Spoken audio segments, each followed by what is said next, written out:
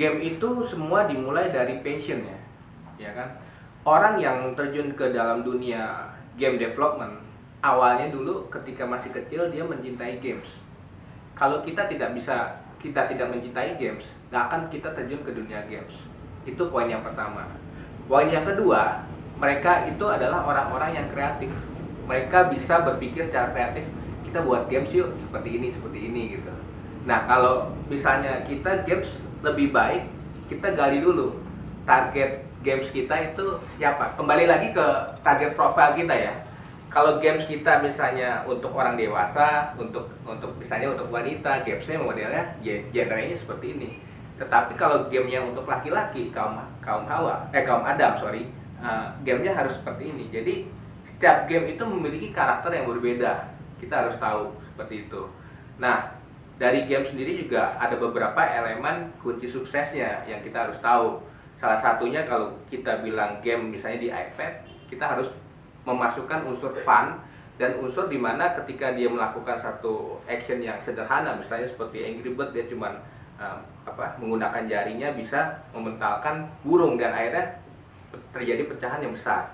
Nah, itu adalah elemen-elemen kunci sukses dari sebuah game. Kita harus pelajari elemen-elemen tersebut supaya kita bisa tahu bagaimana cara membuat game yang baik. Seperti itu. Ya, kalau game sendiri pertama harus ada namanya game designer. Game designer itu yang mendesain dari konsep gamenya seperti apa, kemudian genrenya seperti apa. Kemudian game itu sendiri ada dua macam. Ada game yang mengandung cerita, ada yang tidak mengandung cerita. Kalau game yang mengandung cerita itu harus ada namanya storyteller.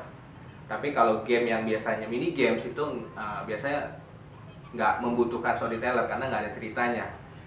Tapi yang elemen yang paling utama adalah satu game designer, kedua adalah game programmer, dan yang ketiga baru bagian kreatif atau desain, membuat karakter, membuat animator, istilahnya animator.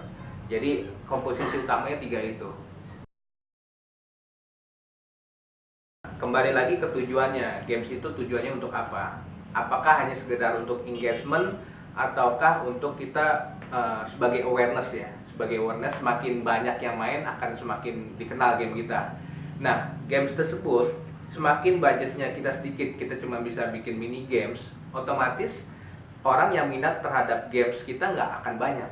Tetapi ketika kita berani untuk investasi lebih, membuat satu games yang besar, misalnya ambil contoh seperti game Farmville gitu ya, itu otomatis kita jauh lebih diuntungkan. Kenapa? Karena orang yang tertarik untuk main game dari sisi user akan jauh lebih besar. Kalau dihitung secara KPI itu jauh lebih untung, karena game seperti Farmville sendiri pemainnya mungkin bisa sampai 3 juta pemain gitu ya.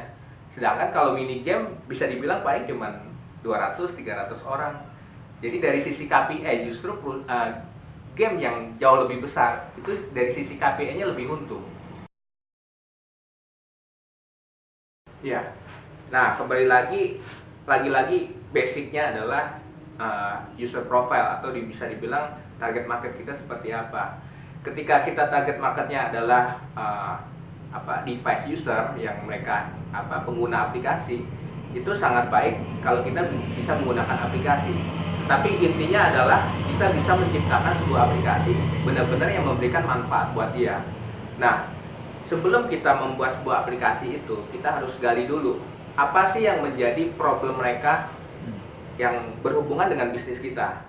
Ambil contoh misalnya kita dalam bisnis misalnya properti ya, perumahan. Nah, kebanyakan orang-orang pembeli properti itu mereka nggak tahu bagaimana memilih properti yang baik. Saya punya tujuan untuk investasi, beli propertinya seperti apa. Saya punya tujuan untuk misalnya buat kantor, saya beli properti yang seperti apa. Nah, kalau misalnya kita bisa menciptakan satu aplikasi di mana mereka bisa dapat guide dengan aplikasi kita, membeli properti sesuai dengan tujuannya mereka. Kemudian di situ ada fitur-fitur yang bisa membantu mereka untuk menentukan pilihannya mereka. Otomatis hal itu kan memberikan manfaat buat mereka. Nah, ketika mereka ingin membeli properti, pasti ujung-ujungnya yang diingat adalah kita, karena kita yang membuat aplikasi itu untuk mereka. Jadi sifatnya ketika kita menjual bukan sifatnya ingin mengambil keuntungan dari mereka, tetapi kita terlebih dulu memberikan manfaat buat mereka.